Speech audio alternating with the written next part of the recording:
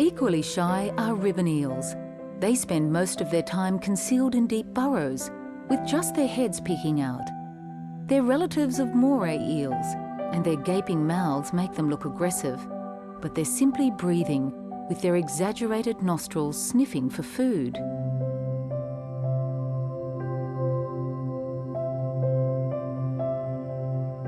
Adopting the same lifestyle are garden eels.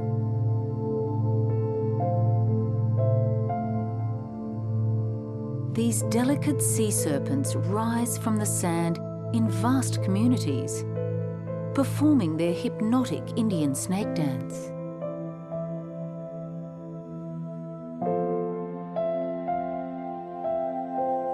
Ever watchful for predators, they nervously pluck plankton from passing currents, their tails anchoring them down.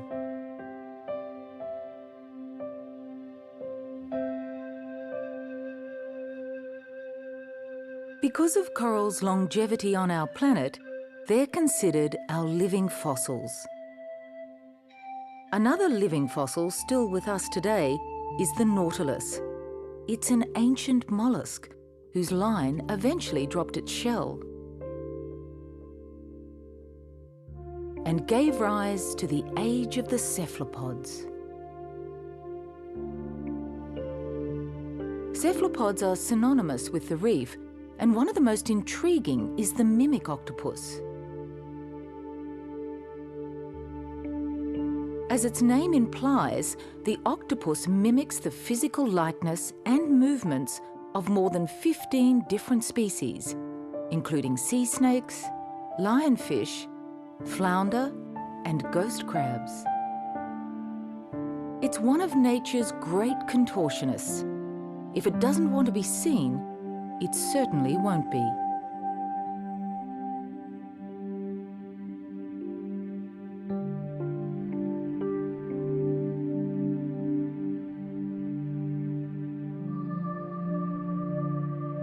Many species of octopus live in the vicinity of reefs, and a true reef specialist is this, the day octopus.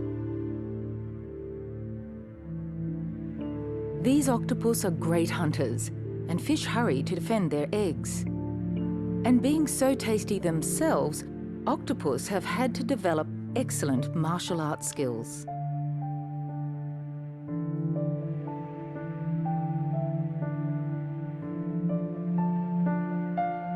They have the most complex brain of any invertebrate and can process information from all 8 arms at once.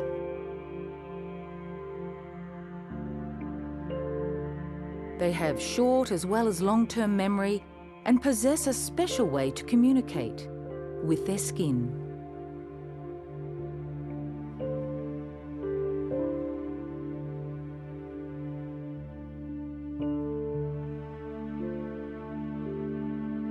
They're also highly interactive and tactile. Courtship rituals can last for hours, with couples intertwining all 16 arms in a sticky embrace.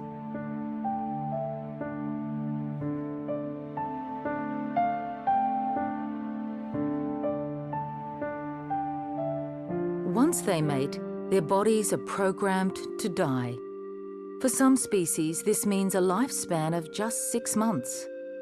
For others, up to 5 years.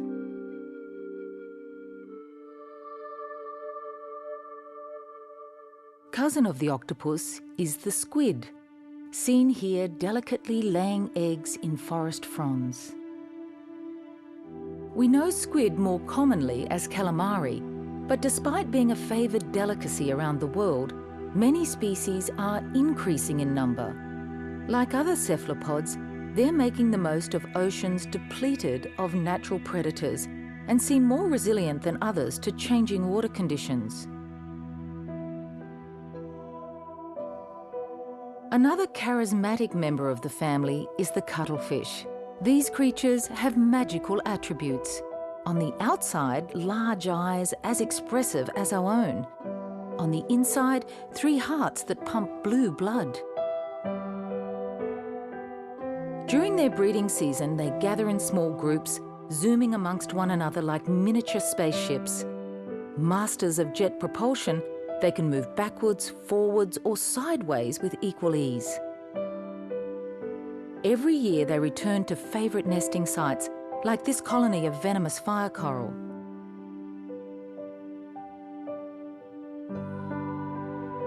Males use dramatic body displays and postures to compete for mating rights. So although competition is intense, it's rarely physical. Clutching her brood of eggs in her mouth, a female surrenders her young to the care of coral.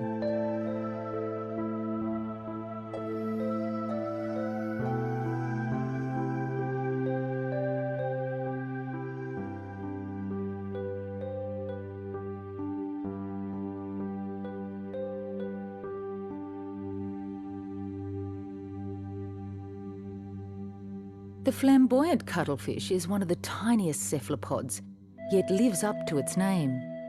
Its cuttlebone is too small to float, so it walks more than swims, and it has a highly poisonous flesh, advertised by its pulsing skin. It's also a deadly predator. 2 specialised tentacles are contained within a muscular sleeve, which is launched like a spear.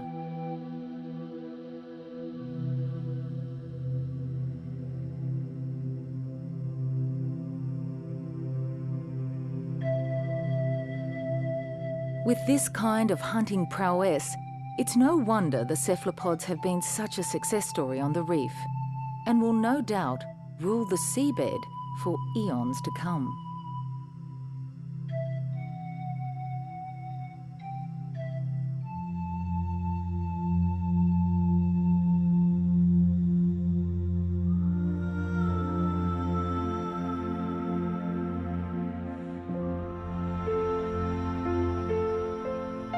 Reefs are not only important to their permanent residents, but also to many oceanic visitors. Strong currents and rich upwellings of food often occur around reefs and attract nomads such as rays.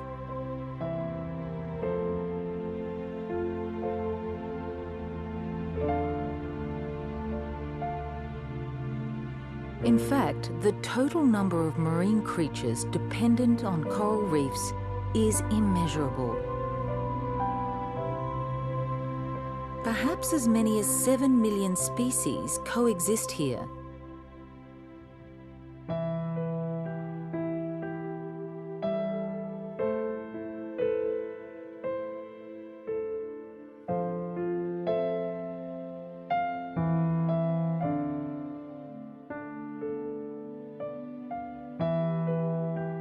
Over 4,000 species of tropical fish are associated with coral reefs, of which 75% depend on the reef for their survival.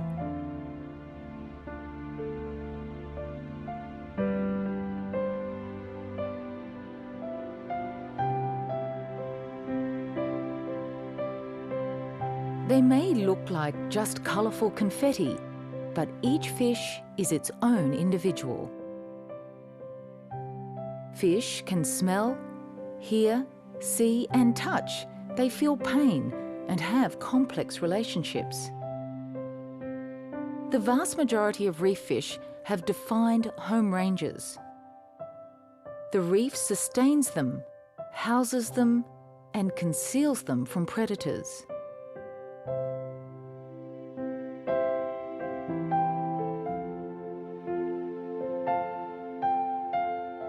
Like tiny kites on invisible strings, the fish hover above their beloved reefs, venturing only far enough to snatch a meal, but otherwise inseparable.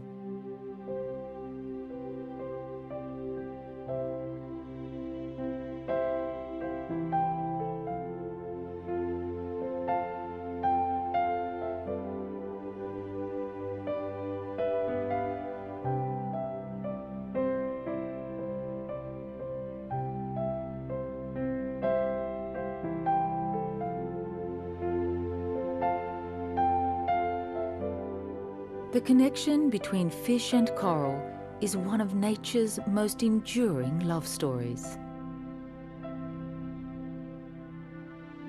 Humans too benefit from a healthy relationship with coral and the seas at large.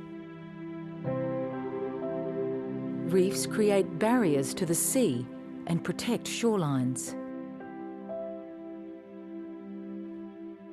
Various life-saving medicines are extracted from reefs. Ocean-derived chemicals are used to treat many illnesses, including cancer. Microscopic marine algae processes our atmospheric CO2 and produces 70% of the oxygen we breathe.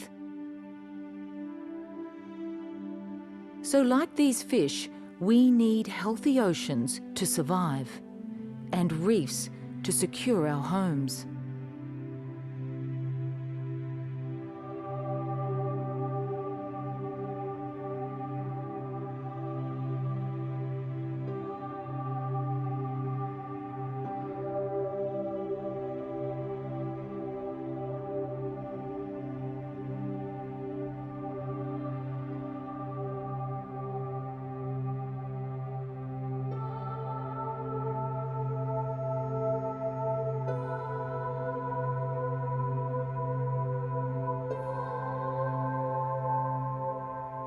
In both our terrestrial world and the undersea, there have been constant cycles of creation and destruction.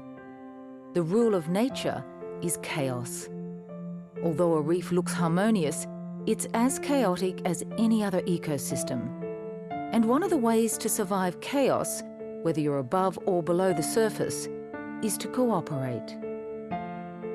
This cooperation is called symbiosis, a mutually beneficial relationship between two entirely different species. These little blue and black striped wrasse would be perfect fish food if they hadn't made themselves so useful. They're cleaner wrasse and earn their keep by cleaning. So vital is this service that none of their grateful hosts would ever dare to eat them.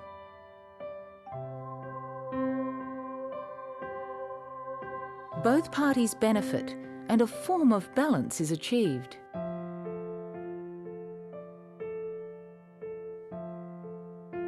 There is constant tension on the reef as different species work out this balance and try to maximize their moment in history.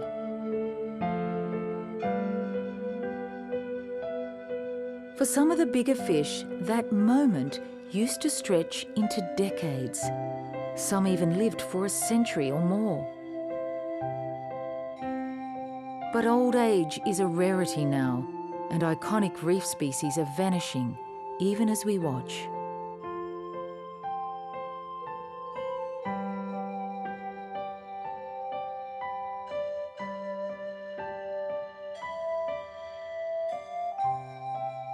Angelfish live for 10 to 15 years in the wild and are some of the reef's most recognisable species.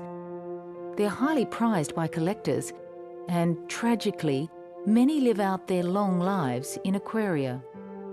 A fish in a tank is like a bird in a cage. We're able to observe them, but we get little idea of their wildness. It's only here on the reef that we can truly appreciate just how complex a fish's life can be.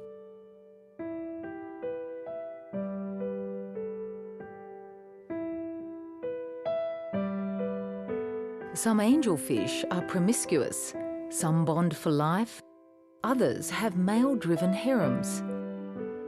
And many fish, including these delicate leafed scorpionfish, engage in long courtship rituals.